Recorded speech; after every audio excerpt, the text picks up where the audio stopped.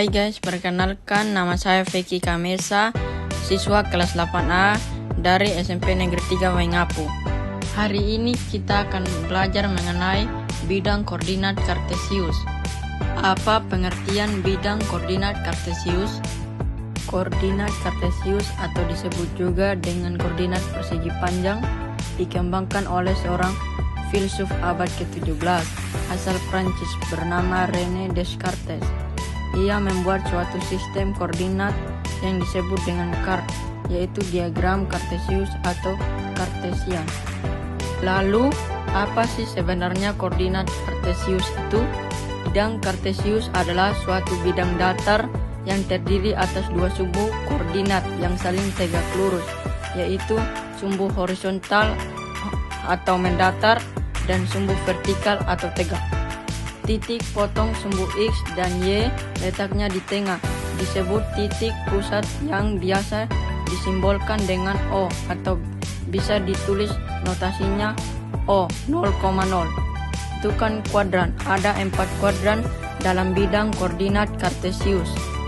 Kuadran pertama, daerah sumbu X dan Y bernilai positif.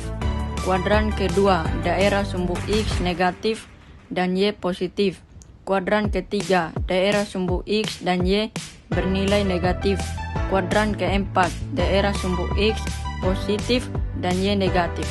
Mari kita simak contoh soal dan pembahasannya. Nomor 1. Gambarlah titik koordinat A 3 dan 2, B min 2 dan 3, C min 5 dan min 2, dan D 8 dan min 4. Dari gambar ini bisa kita lihat bahwa A 3 di sumbu X dan 2 di sumbu Y, B min 2 di sumbu X dan 3 di sumbu Y, C min 5 di sumbu X, min 2 di sumbu Y, dan D 8 di sumbu X, min 4 di sumbu Y. Gambarkan titik A min 5 dan 5, B min 5 dan min 2, C 2 dan min 2, D 2 dan 5, dan E min 2 dan 2. Dari gambar ini bisa kita lihat bahwa A min 5 di sumbu X, 5 di sumbu Y, B min 5 di sumbu X, min 2 di sumbu Y, C 2 di sumbu X, min 2 di sumbu Y, D 2 di sumbu X, 5 di sumbu Y, dan E min 2 di sumbu X dan 2 di sumbu Y. Gambarlah titik koordinat